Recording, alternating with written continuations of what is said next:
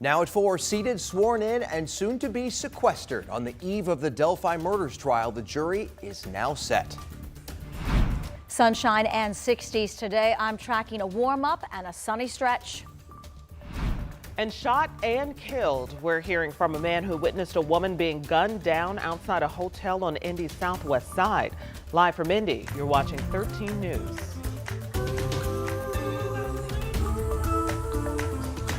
It is a case that has captivated the country for more than 7 years. Tomorrow, Richard Allen will stand trial for the deaths of Abby Williams and Libby German. Thanks for joining us at 4. I'm Dustin Grove. And I'm Felicia Lawrence. Today, the jury was sworn in. 8 women, 4 men, and the 2 alternates are women as well. They are all from Allen County, but they will be in Carroll County for the duration of the trial. Meantime, today, the special judge in this case heard arguments on multiple motions. One of them was over these sketches you see right here. The prosecution does not want them used at the trial, saying they will confuse the jury. A special judge, Frances Gall, says she will rule on this tomorrow morning, right before opening statements. And there was also a motion asking the jury to visit the site of where the girls' bodies were found. But the defense withdrew it, so that appears no longer to be an issue. So now all eyes are on Carroll County. And we're now less than 24 hours from the start of the trial. Samantha Johnson joins us live from downtown Delphi. And Sam, you've been there all day. Can you walk us through what you've seen so far? Yeah, guys, I got to tell you, the Carroll County Courthouse looks a little different with in place. All this ahead of a trial that, like you mentioned, is more than 7.5 making. Just off Main Street in downtown Delphi, the Carroll County Courthouse now dons restricted areas with bright orange barriers and black privacy fencing and tents, all to protect jurors and the defendant, Richard Allen, from the public in the days and weeks to come. As this small town starts a trial that has weighed on its people for years. Because Delphi is known for many great things, and so I hope we get back to that. Kristen Patz works at St. Elizabeth Healthcare Campus in Delphi, where staff decided to make a donation to Delphi Police. They've supported us and we support them, so this opportunity, we know that this trial coming up is going to take a lot of their time and energy, and we wanted just to do something special to impact them and to provide them with special treats. Delphi PD sharing these photos on social media. Oh, they were overjoyed. Other downtown businesses collecting donations too and expecting more company in the weeks to come. The trial expected to last through November 15th, when Pat says Delphi will finally start a new chapter. Just healing. Healing, I hope that peace is brought to the town and healing, and we can all continue to support each other through it now during the trial while the media is here, and then the years and weeks and months following. So as a reminder, the first day of this trial is set for tomorrow morning at 9 a.m. But we have so much more to get to in the meantime. Bob Siegel is in Delphi with me this afternoon. Emily Longnecker is in Allen County. You will hear from both of them still ahead tonight on 13 News at 5. All right, Samantha Johnson live in Delphi for us. Thank you. And we have much more on the Delphi murder trial coming up this afternoon. That's right. Our 13 News legal expert, Katie Jackson-Lindsay, will be joining us live in studio at 4:30 to break down the latest developments in this week's proceedings and what exactly to expect tomorrow. And right now, you can watch our special on the Delphi murders trial. It is streaming 24/7 on WTHR+. You can get caught up on all the major moments and developments in this case since 2017. WTHR+ is a free download on Apple TV, Amazon Fire Stick, and Roku. And we've got breaking news right now on Indy's north side. Police say a man was shot to death this afternoon near 29th and MLK. Let's take you to the scene where you can see detectives in an alleyway between 29th and Eugene Street. This is the spot where police say the shooting happened. Officers tell us they got a call around 1:30 this afternoon about shots fired in that area, then another call soon after that somebody was down. A family's grieving. I want you to imagine the terrible thought that if something like this happened to your family, if somebody knew something, we encourage you to call, and you can call anonymously. IMPD says officers will be on scene for the next few hours talking to witnesses and working to piece together exactly what happened.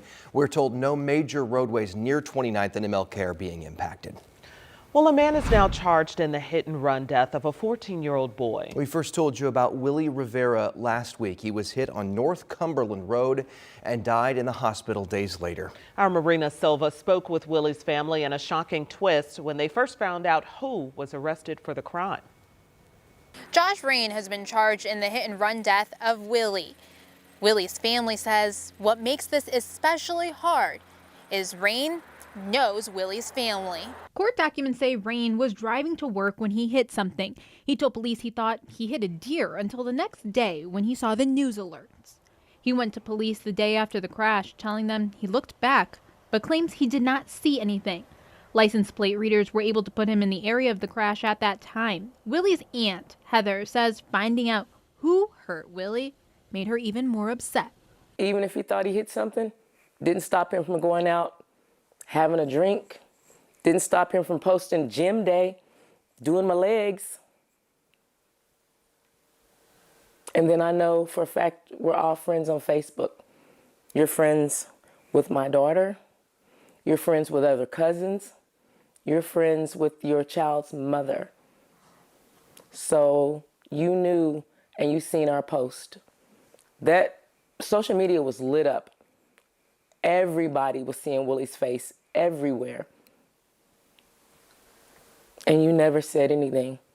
Willie's family says they want justice. They're planning a balloon release here on Cumberland Road at 6 p.m. to honor him. Reporting in Indianapolis, Marina Silva, 13 News.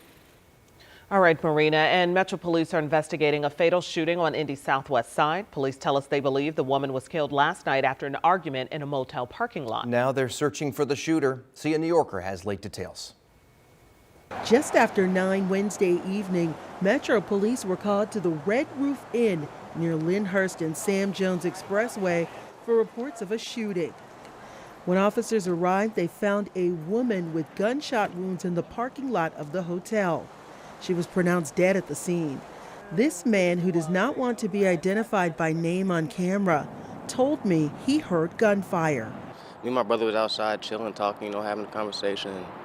He heard arguing, kind of looked over. I didn't know what was going on. I looked at him and heard 3 shots, and a man just pulled off, It was crazy. The Marion County Coroner's Office identified the victim as 23-year-old Chastity Hahn, and her death has been ruled a homicide. Detectives are working to confirm if the woman was a guest at the hotel. This eyewitness doesn't think it was a random shooting. They was arguing over something domestic for sure, because the way they was arguing, they was right in front of each other, and then he just shot her. Right now, police are combing through surveillance footage in order to get information about a suspect. Anyone with information is asked to come forward. Tips can even be left anonymously. Reporting on Indy's southwest side, See a New Yorker, 13 News. As expected, a warmer afternoon across central Indiana. Temperatures running 5 to 10 degrees above where we were this time yesterday. In Indianapolis, we are up 6. We're up 7 in Greencastle and Terre Haute. It's 8 degrees warmer in Bloomington. Bedford also up 8 in Kokomo and 9 warmer in Muncie. The warm up that started today is going to continue as we head into our Friday and the upcoming weekend. Lots of sunshine too. We're at 61 in Greensburg and Noblesville, Indianapolis and Carmel as well. 61 degrees at Morris Reservoir, just a bit cooler in Crawfordsville, sitting in the upper 50s. It's still going to be cool this evening. That crispness in the air will continue. So if you're going to be out and about, probably going to need a jacket, especially once the sun goes down. Evening temperatures upper 50s and upper 50s, low 60s. That will last till about 7 o'clock. Once the sun goes down, upper 40s to around 50, and it is going to be cool again tonight. Not quite as cold as the last couple of mornings, but still jacket weather early on our Friday. 37 degrees at 8 a.m. We're at 57 midday tomorrow, and high temperatures like today. Tomorrow will be up another 5 to 10 degrees. Lots of football this weekend. We're going to kick it off tomorrow night. We, of course, have Operation Football, but Purdue at home. This kickoff will happen at 8 o'clock, and you will need the jacket if you're tailgating and staying for the game up at Ross-Ade. Of course, we've got Operation Football, and IU fans, I know you've got a big game on Saturday. We've got you covered with the tailgating forecast and the game forecast in just a few minutes.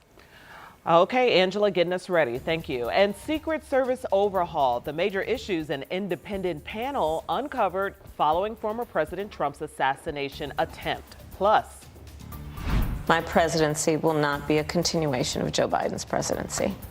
How Vice President Kamala Harris is reaching out to Republican and independent voters as the race for the White House tightens.